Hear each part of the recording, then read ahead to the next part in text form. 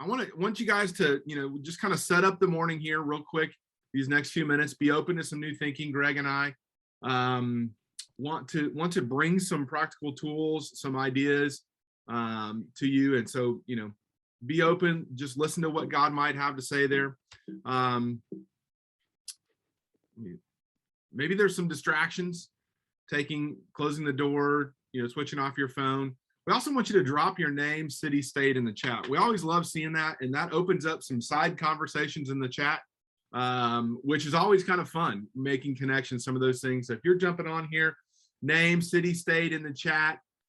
We'd love to see who's hanging out with us and where you're from. Also, don't forget, you can use that chat as a great time to ask questions. We're going to try to keep tabs on it. Bob is behind the scenes, and he will be reaching out to Greg and I. And so when there's moments we need to slow down and talk, we will and dive into a couple of things. But we want to make the highest and best use out of that time and really make it as applicable and practical to you as possible. Again, my name is Bryan Rose. Greg Gibbs is also on here. Greg, tell us where you're at right now and what's going on outside, because here in Tennessee, Middle Tennessee, it's a little bit overcast. We got some lingering effects of Fred. Where are you and what's going on outside your window? Good morning, everyone. And Bryan, I am in Southeast Michigan, right outside of Detroit, Rochester Hills, where you may even be able to see over my left shoulder, where it's a beautiful sunny day here. But don't be fooled. We've had some big flooding in Detroit, including in my basement. But that's a story for another day. I love it. I love it. Well, we're thankful again that you guys have spent some time with us this morning. And this is an important conversation because really, in reality, what we're hearing and seeing as we have an engagement problem at the church level, Greg, there's an engagement problem. Maybe it's not an engagement on Sunday morning or an engagement through live stream, or maybe even an engagement through giving. There's ways we can look at it differently, but there's no silver bullet solution. So, this setup today is, the reality is there's not really a silver bullet solution when it comes to regathering and remobilizing the church. Greg, would you say what you see from where you sit is that's a true statement? Yeah, I mean, Bryan, and if you're looking at the news, as I'm sure most of our friends on the call are, it seems to be ever changing. And so to some extent, the tools we're going to discuss today are useful for any time. And it's almost like we're going to need these tools, because it seems like every time we turn around, there's a new wrinkle, there's a new twist, or there's a going back to some of the things that have caused such chaos in our culture. I've been kind of teasing, but also out of compassion, saying, man, there's a couple of people that I wouldn't want to be in the last 18 months. And principal of a school is one of them. Yeah. Politician is another one. And pastors and executive pastors, the men and women that are leading the church, man, what a run. Oh, and by the way, I probably wouldn't want to be a commercial real estate developer either these days, but that's kind of a side issue. But yeah, I mean, we come at this call with compassion, because I feel like every time we feel like our feet get stabilized a little bit under us, something hits the news or something hits our sort of biological craziness that is going to cause us to have to rethink things. And so that's why Bryan and I serve the church, is that we say, look, maybe we got some tools that will help you run leadership meetings or staff meetings, or just maybe bring clarity in your own mind and heart, because it's been a rough stretch. Yeah, oftentimes it's not necessarily having answers, especially in seasons like this. And by the way, anybody who says, hey, here's the list, here's the best practice, it's really just best guesses, today, if we're honest. It's really not having the answers, it's really having the right questions to then lean in with your team, lean in with your leaders, local conditions, what's going on there, and really carve out what answer is right. I think I realized this week, and I put it in some of our communication. I call this season the post-mid-COVID, right? Because if you asked me in June, I would have said, hey, we're post-COVID, right? I looked around the room I was in. We were serving at a big conference, the Southern Baptist Convention. A lot of evangelical leaders gathered there, 18,000 people. And you look around and you're like, it's over, right? That was June. Now in August, you're like, yes, it's far from over, right? So we're kind of in this post-mid-COVID season. And Greg, you're right, as leaders, especially leaders in the local church, you're faced with hard decisions. I had a friend who last Sunday, because of some kind of staff members who tested positive. They had to shut down for a Sunday again and go online. And I think that's just kind of a reality of this next season. And so Greg and I have been talking about these two shifts that need to be made. Probably in one degree or another, there's some shift in how we are looking at leadership in the local church. So here's shift number one: listen and adjust. Listen and adjust. And we're going to unpack that here in a minute. The first thought here, though, Greg, is to listen actively. You and I have had a dialogue going back and forth on this, Greg, of 4 people groups. Not new information, but Greg, why don't you walk us through, these 4 people groups that we need to listen actively to?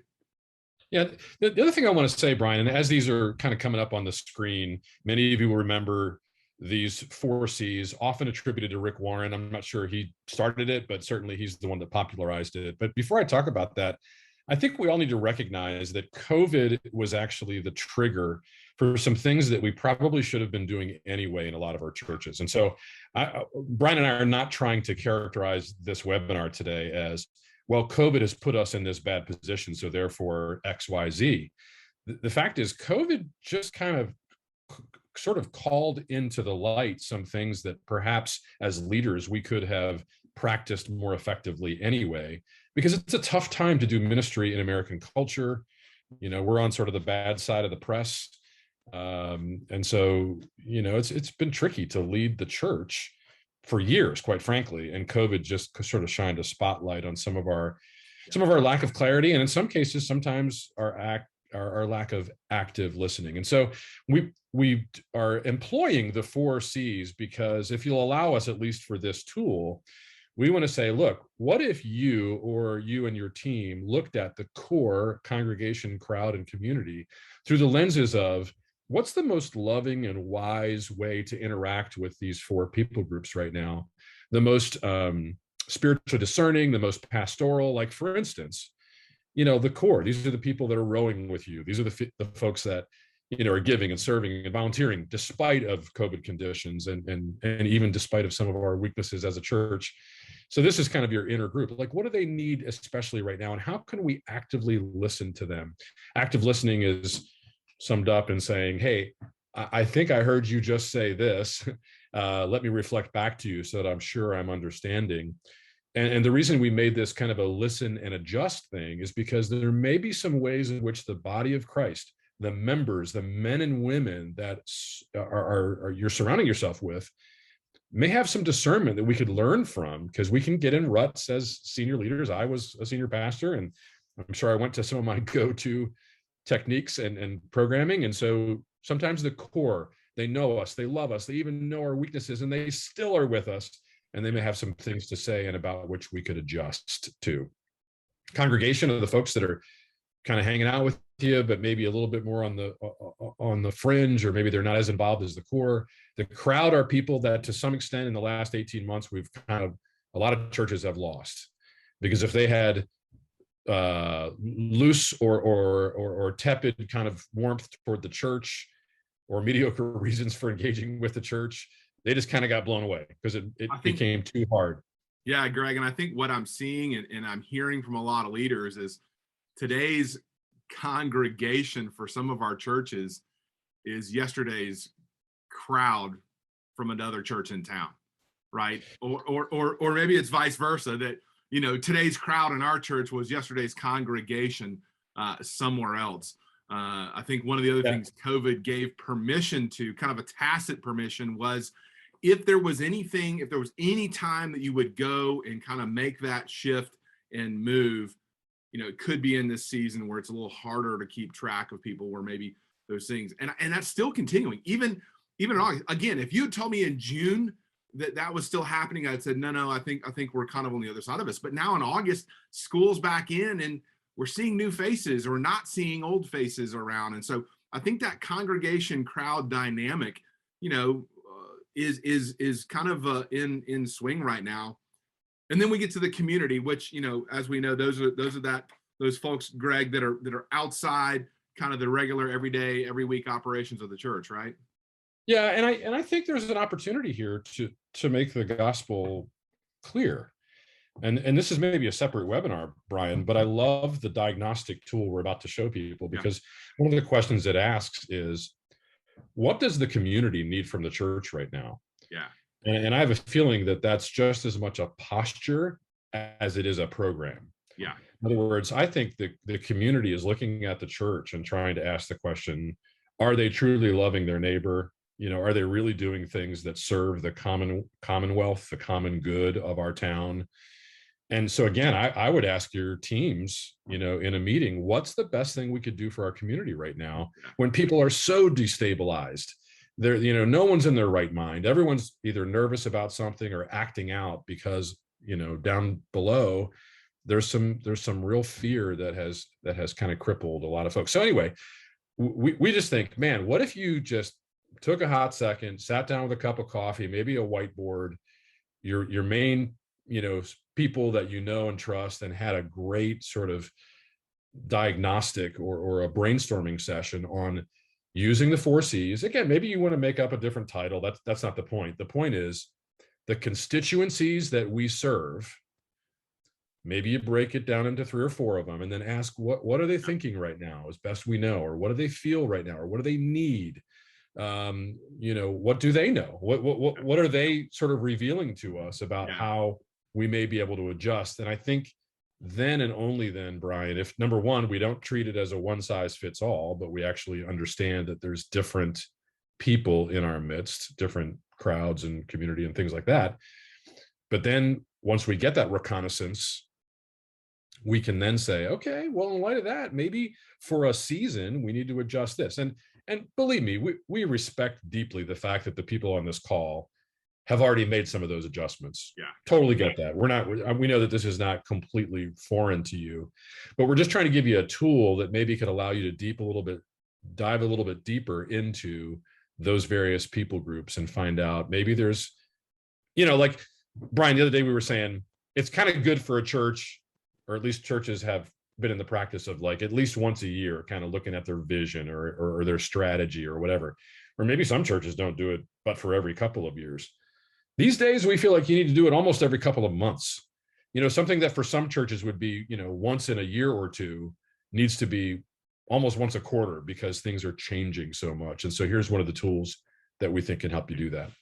Yeah, I think, you know, Greg, I'm consistently reminded in my leadership, both leadership at home, in a parenting role, leadership as a strategic outsider to, you know, churches and church leaders, that really listening is earning the right to speak, right? And that it's really tough right now, because really with social media and kind of sound bites, everybody has the right to speak, right? Everybody has the right kind of implicitly to kind of give you what I think about something.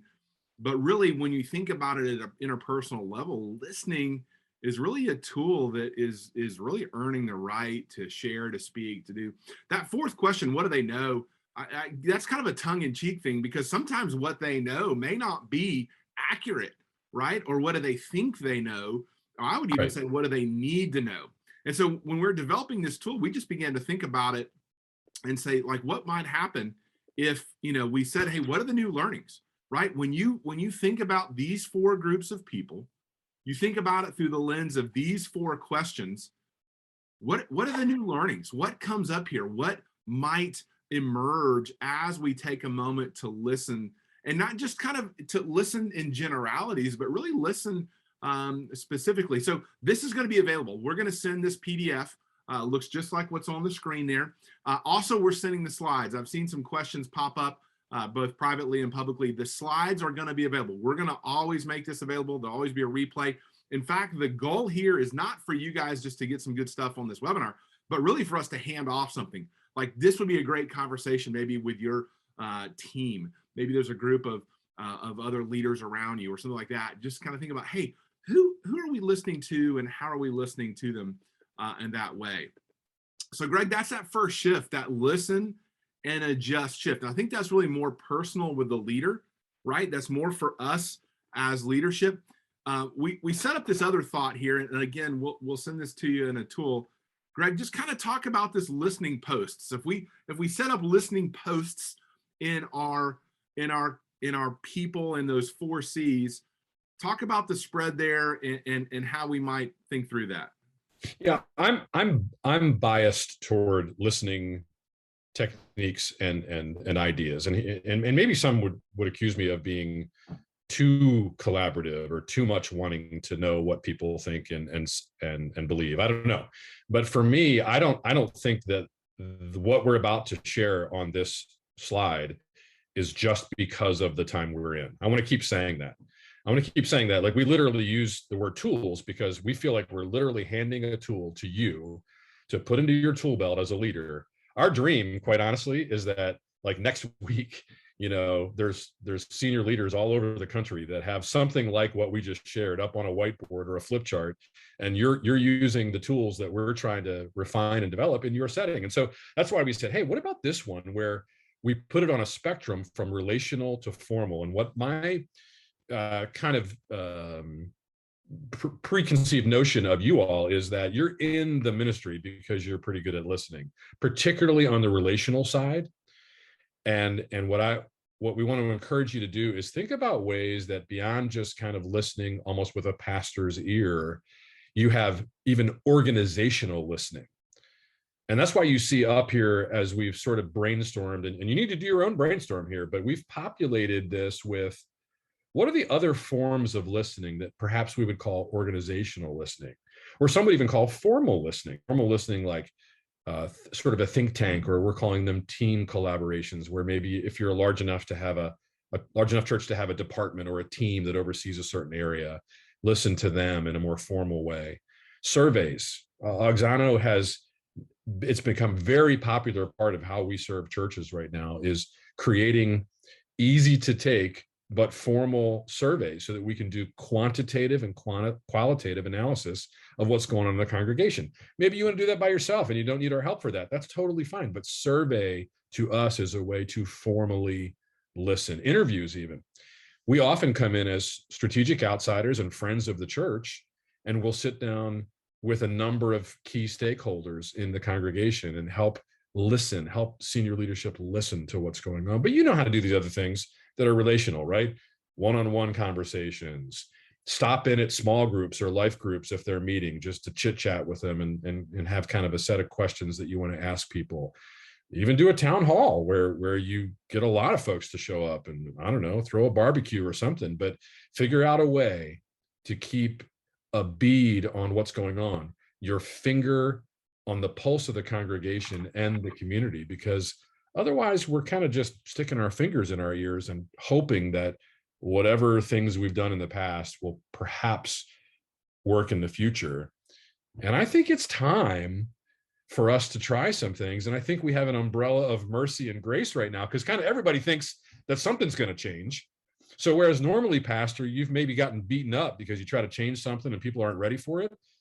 Gosh, even the old lady in the back row thinks that something's going to change right now, because her whole world is changing and the country's changing and medicine's changing and all this kind of stuff. So for me, I love to use adjusting under the umbrella of experiment. Let's try an experiment. Let's try this for the next couple of months or the next 6 months, or this fall when we open up our ministry season. We're going to try this experiment.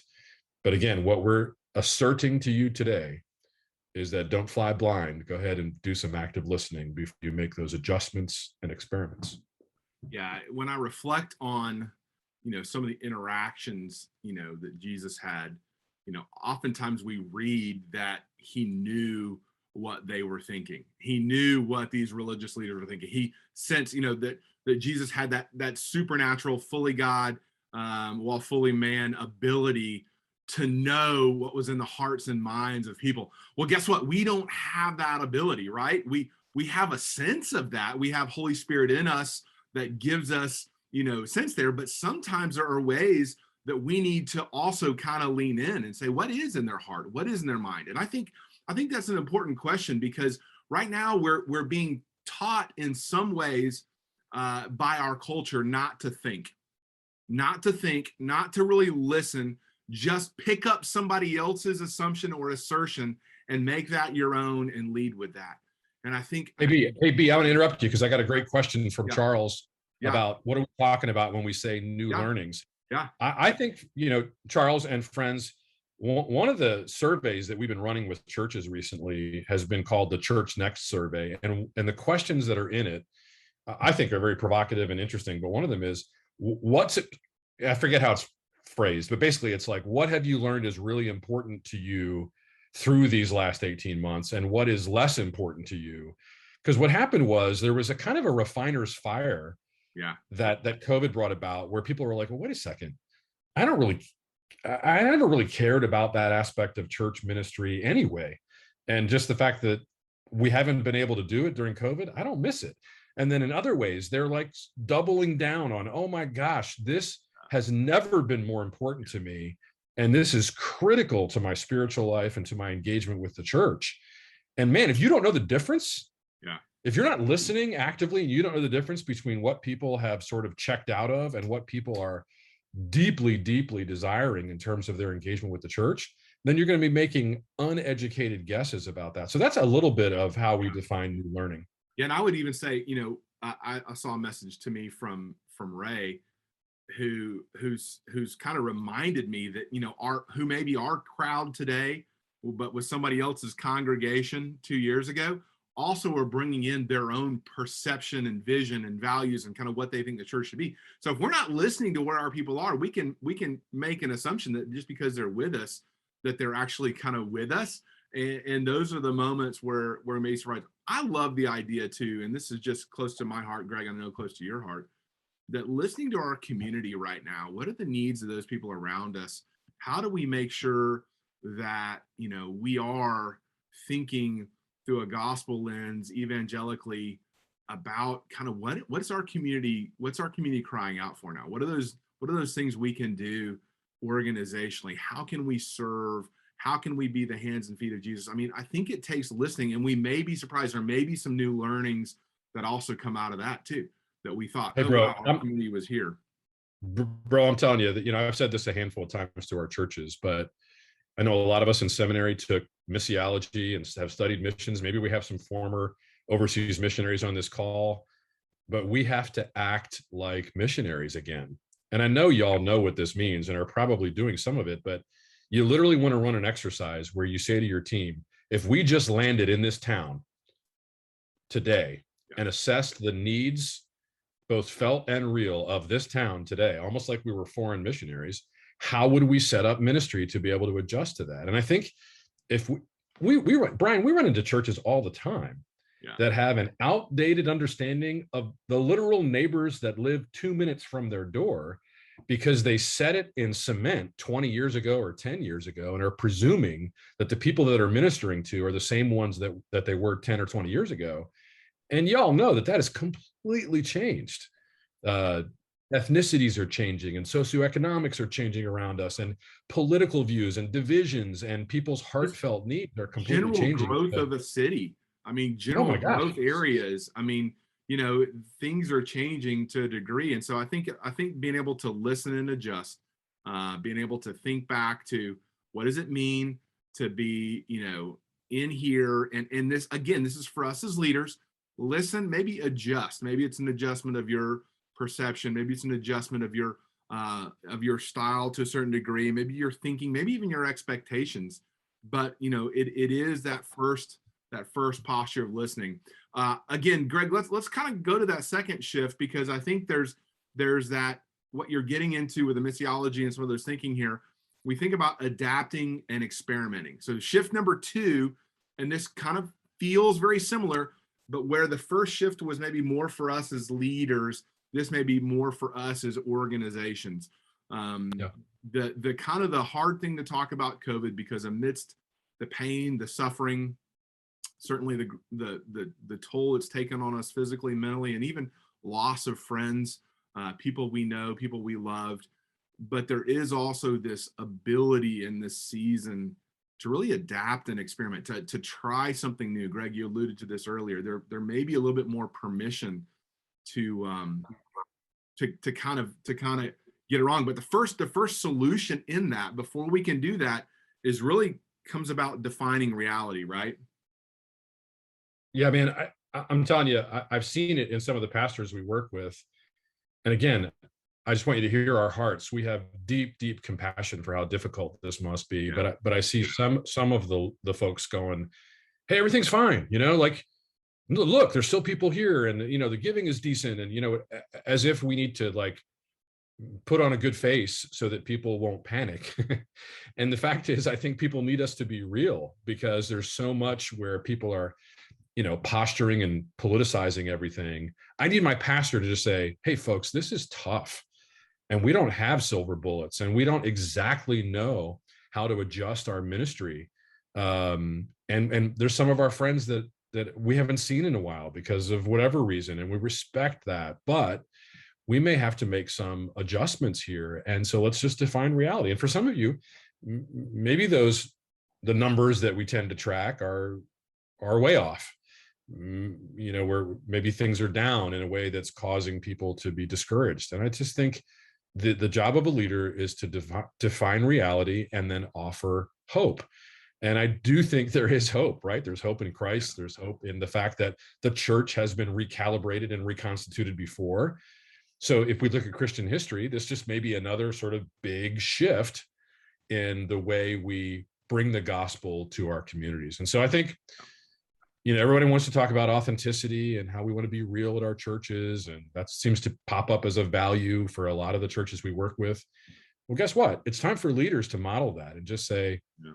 maybe some of you are so vulnerable with your congregations to say, "Man, I've never faced anything like this in my X number of years of ministry, and I'm a little caught flat-footed, and we need your prayers, we need your help, I need your feedback." I just love the idea of having my pastors come to me and say, "Hey, man, we're about as confused as anybody else, but we love God and we're going to keep trying." Greg, there's a little cognitive dissonance when I hear you on that too, because there are churches that are doing great. I mean, Yep. honestly, more, greater numbers than they had pre-COVID. Obviously, giving is solid and some of those things. And so, I mean, it's not necessarily, looking at that kind of lead metrics reality we're talking about, but I think some of the health in the long run, some of the people engagement in the long run, really comes back to making sure we're really defining reality of where we are getting our source of identity. One of my favorite tools, is it's on the flip chart behind me. I'm gonna explain it in just a second, but I want you to think in this way. There's kind of an upper room, lower room. There's kind of a vision and provision, and then there's kind of the plans versus reality kind of moment we have to shift into. And so if you kind of allow me for a second here, I'm gonna stop sharing the screen for a second and jump over here to the whiteboard and introduce just kind of one of my favorite tools. Many of you who are around the Auxano tribe know this tool. We call it upper and lower room identity. And just real quick, and again, this is going to be in a PDF download for you. We want you to be equipped with this tool because we want you to have a healthy conversation on this. But we look at the average church, the people who call your church home right now, the people who are showing up, masked, unmasked, good days, bad days, the people that are there with you in kind of those first three groups, core, crowd, congregation. There's really one of four reasons they're calling your church home. One is place, and that's literally the brick and mortar. That's literally the physical location. Maybe they've contributed to it. Maybe they have had special moments there. Maybe there's something about it, but there's something about that place, even the place in the city, something like that. There's a physical, relationship to place in this. The next one is personality. For us as leaders, that is how we lead, how we teach, how you rightly divide the word of truth, how you lead worship, how you pastor, shepherd the people, how you administrate. I mean, there's a personality involvement. They're connected to your church because of you or one of your team members, right? That's that personality connection. Another one, and this is a hugely important one, is people. They're connected to your church because of relationships they enjoy. Maybe they've been a part of a class for a while. Maybe they sit near the same people. Maybe they go to lunch or to dinner, or something like that with a group of people. There's community and that biblical community that's right there in there. And then the last one are programs. This is often found in our children and family ministry, where there's been programs that are instrumental in the life, maybe camp experiences, some of those things. And when people look back at why that heart connection exists to your church, the answers usually come back to one of these four things. And this is what we call lower room identity, for this reason, because we place it in the lower room because it's not really the vision of your church. This is God's provision for your church, right? God's vision of your church has to exist in an upper room, while God's provision for your church is down here. So these are very good things, but these things are also subject to change without notice. Every one of these things, place, personality, people, programs, are subject to change without notice. I mean, in the South, I see friends in Mississippi here. Like, we know, we're one good tornado away from a rebuilding project. And I have some friends, and listen, I was a part of some churches where, in Houston, we're like, can a hurricane come take these portable buildings away from us? Because we would love to not have them anymore, right? And that's kind of a tongue-in-cheek way, but place, listen, even the buildings can change. Obviously, personality, we lead as the Lord allows. People, relationships, energy, industry shifts, some of those things. Greg's in Detroit. Detroit has experienced a renaissance of recently, but if you looked at Detroit 10, 20 years ago, relationships were changing because people were leaving, and the adjustments in the industry there. And then programs have come and gone through different shifts of recessions and some of those things. And so the reality is we call this God's provision for the church, provision. But we would say the vision for the church is in the upper room.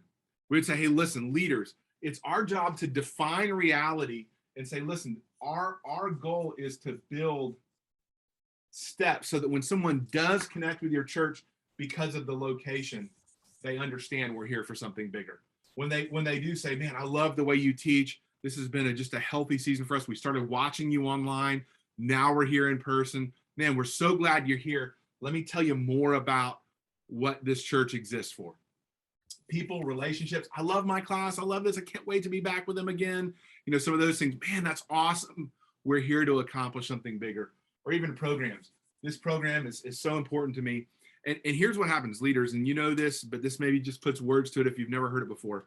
When people in your congregation make the provision, one of these 4 Ps, when they make the provision the vision, they usually make an idol out of it. They usually make this one of those things where, it's more important, and they'll sacrifice what we would call the vision of your church, the identity, visionary identity, the direction, maybe even as Greg was talking about, that missiological calling for your church and your community. Sometimes they will set that aside because, man, don't ask me to change classrooms. Don't ask me to move so that we can have one more children's classroom. Don't ask me to go through the hard work of meeting off campus and figuring out some of those things off because because we're overrun with families on Sunday morning. They will fight you tooth and nail, and you'll think, man, don't you get it? But what happens is when people make the provision the vision, they make an idol. And so leaders, when we talk about defining reality, some of it may even be thinking about, man, the reality of what's important here. You see that kind of where there is no vision. We tongue in cheek around Auxano when we use this tool, say where there is no vision, the people cherish. Where there is no vision, the people cherish something in the lower room. They've made something in the lower room. So defining that reality and looking at identity right now may be a critical piece of that. One other note, Greg, before you kind of expound on this a little bit, as we've been thinking about these 4 groups, you think about community out here. They're outside the church. They're not even kind of in the upper or lower room. You might have that crowd that are here and just getting connected and really kind of understanding, oh yeah, I like this place. Yeah, this is something there. You then might even have the congregation that are on the staircase, that are being connected to that And it's really important when you're listening to your people groups. Remember, the core is probably here. The core is probably bought into this. The congregation, if they're consistent and giving and some of those things, they're on the journey in some way. Your crowd is probably fully loving something in the lower room. And then the community, you might think through that lens of, okay, what is it that's we look and listen to our community, what they think, what they need, what is what we're doing that may be a connection to that may help them engage over that. So Greg, a lot of talking there. That tool is obviously going to be in a PDF. Follow up with that, and then let's turn the corner toward home on this webinar today. Absolutely. I mean, Bryan, the fact is there has never been something that has revealed the fact that many of our people are operating in the lower room, kind of falling in love with a provision, either you, pastor, just your personality and presence, or, you know, they love coming to your building or whatever, all the things Bryan explained. Because what just happened? All of those things just got obliterated virtually overnight. People couldn't have what they had come to love and appreciate. And again, we're not down on those things. We're not down on the fact that they like their pastor. Love it. Yeah, it's what God God down has on the given fact us, right? that you got a good program or a building, or that they've got friends there. The problem that we see, Bryan, when we travel the country working with churches is, if that's all they're connected with, we're in trouble, especially right now. Yeah. And let me just model the opposite of that. The opposite of a person who is in the lower room, if they operate with an understanding, a missiological understanding of why the church exists and what it's there for and what you're trying to do to serve the community, or how you framed your vision for discipling people to know and follow Jesus Christ, then these kind of people are going to say to you, Pastor, look, I know things are wonky right now, but man, because of our vision, I'm sticking with this church. Pastor, I know that, you know, some of my friends have left the church, or somebody got mad about our either mask or not mask policy or whatever, all this stuff that's been really just dragging y'all down. But Pastor, I'm with you because I know what our vision is. And I know that we have a great heart and plan and strategy for discipling people in our ecosystem here in this town.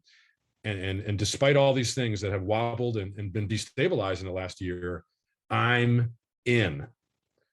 That, Bryan, is the upper room member of a church. Yeah. Yeah. You can always tell when someone's in the lower room and they're struggling. And by the way, I've been in the lower room too. I mean, when I had teenagers, you better believe I was interested in the program for teenagers, right? Yeah. So I don't want to say like that I'm some super Christian, but I will tell you this.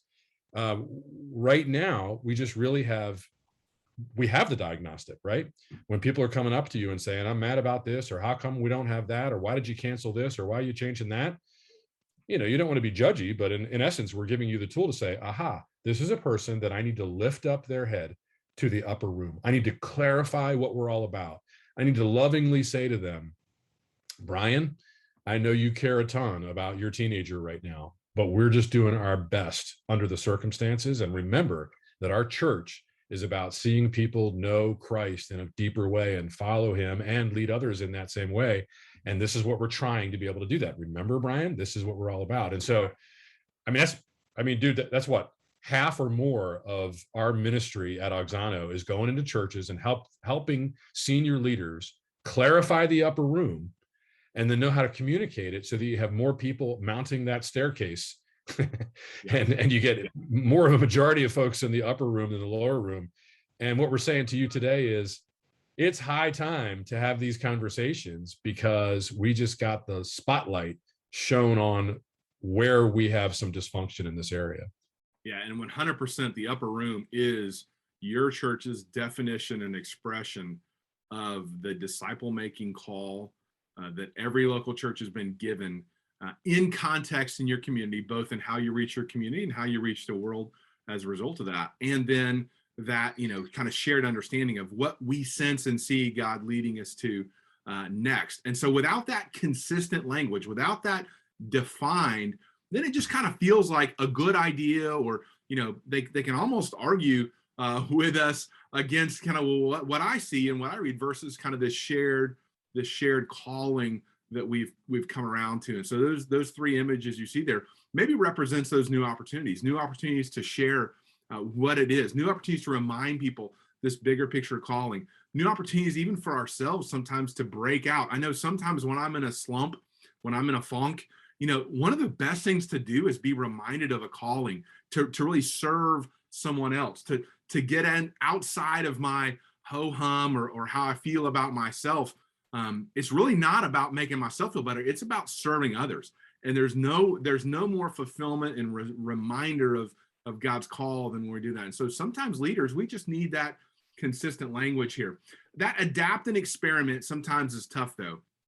And so Greg, this tool that again, we use a lot. We've actually got a video that's on our Vimeo channel with this tool. Sometimes it's that adapt and experiment. We come back and go, hey, what's working, what's not working, what's missing, what's confused. We could even do past tense, what worked, what didn't work.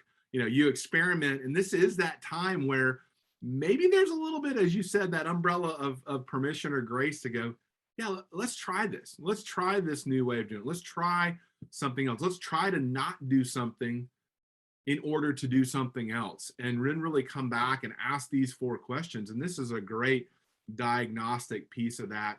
Greg, I know you love a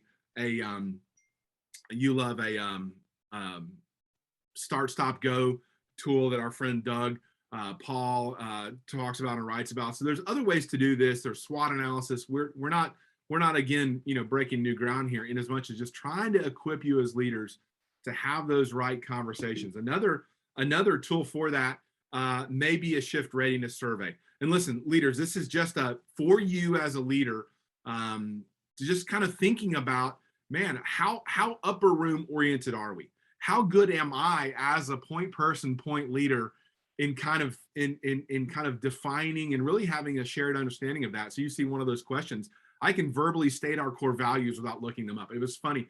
I was with the team yesterday and they had these kind of staff values, these core staff values. And I was like, well, what are they? And they're on the wall, but behind half of the people. And most of them got it. And, you would expect for that, that top level team to be close, but they were still struggling. Like, okay, there were 6, things. They're kind of working their way through the list. And I think that's a real good diagnostic, because if it's a fog in the pulpit, it's a mist in the pew. Or if it's a mist in the pulpit, it's a fog in the pew. One of those 2 things, I forget. I didn't have Dr. It's all misty and foggy when you don't have clarity. I went to that other seminary. I didn't have Dr. Henry's. But shift readiness survey, you're going to have a link to this. Also, there's just a reality when you think missiologically, maybe it's time to get back in and adapt and experiment based upon where you are. Kind of think back again towards your local predicament. What is that unique place? How has your city changed? I'm in a city in Middle Tennessee. I sat for 30 minutes in a drive-through line while my kids were at church last night that would have taken 5 minutes, 2 years ago, right? It's like, what is going on in our town? It's, traffic and there's people everywhere. That changes the scope of a city. That changes the complexity. There's a unique people groups change, some of those things. Even that apostolic esprit. You as a leader, is God doing a new work in you? Is God, going to speak and say something in that to you? So, there's another way to just think about that, maybe even start a conversation. Greg, anything you want to add there? Kevin, I do see that comment. I will specifically send you a picture of me because I feel like you need that now. Greg, anything to add to the kingdom concept conversation, that shift readiness, upper lower room? Yeah, the only thing I would just say is these tools are meant to have us have these conversations, because I can't imagine a church that doesn't need to have a conversation to recalibrate right now. I mean, the fact is, it's already hard enough to have vision clarity, even when things don't blow up. So the fact that things have been, I just use the word destabilized. One of my diagnostics is, and this is anecdotal, is I say, Pastor, if I came to your church and just pulled individually 100 people aside or 50 people aside and said, hey, come over here. You step aside for a second. Can you tell me what this church is all about? Kind of how do we do church here, and how, what's kind of our way of making disciples in this community? If I got out of 50 individual questions like that, like 45 different answers, then that's a problem. It's not like a sin, but it's a problem, because if you had clarity in the pews, as Bryan said, instead of mist in the pews, you'd have some traction and some unity and some real beauty about how the church is doing its thing in your community. And I just think I would find it hard to believe that there are many churches in America right now that have clarity both at the leadership level and at the congregation level about what they're doing, how they're doing it, how they're measuring success. Because if we got caught measuring success just with how many people show up on a Sunday, we're having a rough time right now. But if we had a different understanding of what God was calling us to do and a different measurement for what success is biblically and in terms of discipleship, maybe we wouldn't be hanging our heads. Maybe we'd realize that what just blew up in our country gave us an opportunity like never before to get alongside people and show them what it's like to follow Jesus in the midst of instability. So I'm actually excited, Bryan, because of what you and I get to do. When churches lack some clarity around these issues, the missiological ones and the vision ones and whatever, that's what we like to help with. Yeah. I mean, I don't wish that churches had that problem, but there's a part of me that's like, hey, if we all need to reset the table, then let's reset the table. Let's come up with what God is calling us to do now, not what God called us to do back when our church was blowing and going 5 years ago or 50 years ago. And I think, Greg, if have we're a now honest, discussion. yeah, if we're honest, we usually make the best changes in the worst times, right? It's really hard to make, change for the better when times are good. But some of those things, and you and I have been around enough and worked alongside and walked alongside churches and leaders enough to be able to make a list of the bad things, a pretty good list of the bad things that happen when those, 45 different answers from 50 people of what our church is here for. But I think there's the one good thing is John 17, right? Let's just be reminded that Jesus, when he prayed over those disciples and even over us as an extension of that, it's a reflection, that unity, that calling, that oneness, first and foremost in the gospel, the good news of Jesus Christ, then that Great Commission call locally expressed to meet the needs in your unique community and see life change in your unique community. That is a reflection. That is a picture. That is a gateway, a visual gateway, a verbal gateway, even an emotional gateway for people in our community to understand Christ and his calling. And so I love, we don't need to make the list of the bad things when we all have our own. There's one good thing, and that comes with, hey, listen, we are more like that. Hey, let's do a quick review, Greg. Shift number 1, listen actively. The question there, great question from Charles. What are the new learnings? Maybe those are things we didn't expect. Maybe it's just learning who's in each group and what they do. Then we listen as leaders and adjust. Shift number 2, define reality. What are the new opportunities? What are the things we could do or stop doing now? What are some of those other changes? And then adapt and experiment. Don't be afraid. Don't feel like you have to get it right. Don't make a promise when you do something new that it's going to always be this way, but that we're going to do some things. Greg, before I kind of give some learn more and next steps, anything else to add there? No, buddy. I mean, it's a massive conversation. I'm honored to be doing this with you and with these people on the call. It's an amazing time in church history. We have more questions than answers right now, but we're with you. We love you, and so if there's a way that we can help beyond the call today, obviously we love it. So we're going to get to Q&A in a minute. So drop more questions in the question and answer. I want to remind you of good friends of ours over at Exponential are doing some regionals around the country. I know in just a few weeks, Washington, D.C. So those of you kind of in that Eastern Seaboard area, pretty quick train ride down to D.C. Some of these conversations are going to happen at this. The overall theme of the regionals is pursuing the great collaboration. So how do we collaborate as leaders? We're going to unpack these things a bit more. We have a little bit more time than we do on a webinar. We're going to bring some tools and kind of go a little bit deeper of restoring, recentering, and regathering, really to fuel movement. So you can check out that on the Exponential pages. Remember, one great thing, this will come as a download in your email, just that listening, that really kind of who do we have and what are they saying? What do they think, feel, need, know? Listening post spectrum. Again, this is going to be kind of an email resource for you. Maybe this is good with your team. Put it in front of your team. Hey, how can we listen better, both in formal and relational ways, with these 4 people groups there? Church Next survey, Greg mentioned it. This may be something you think, hey, I'd really like to, in a way that's not super customized to my church, but ask some good questions that my church may be wrestling with. This could be something that would be good for you there. So that QR is right there if you want to learn more about that. The Shift Readiness Survey. This is for you personally. You can jump into this in the next few minutes. Take this survey. We'll follow up with some thoughts on kind of where, what we see from experience, maybe some places to grow there. So that Shift Readiness Survey is an option. And again, maybe even just sit down with your team and review upper and lower room identity. This tool, again, we're gonna send to you as a PDF and an email. It's just a really good opportunity there to do that. If you want to talk to one of us, you want to dig in a little deeper, maybe there's some extenuating circumstances that really you can't get into on a webinar, or don't want to put the question in front of everybody. We'll be happy to jump on there. You can schedule a conversation with us, or maybe even just you think, man, I want a formal, specific to my church congregational survey, because we have some things that are happening around us. Bryan, Greg, I love what you've said, but man, we're not in Detroit or Nashville. We're over here, and so it's time to really dig in to do that. So listen, team. Is it what's on your mind? What's on your thoughts? I'm going to scroll back through comments here now. We may have been so thorough that the only questions that came up were the ones we've answered already. Anything else you're thinking of? Any other thoughts there as you're doing that? We're here, ongoing conversation. You'll get a replay link.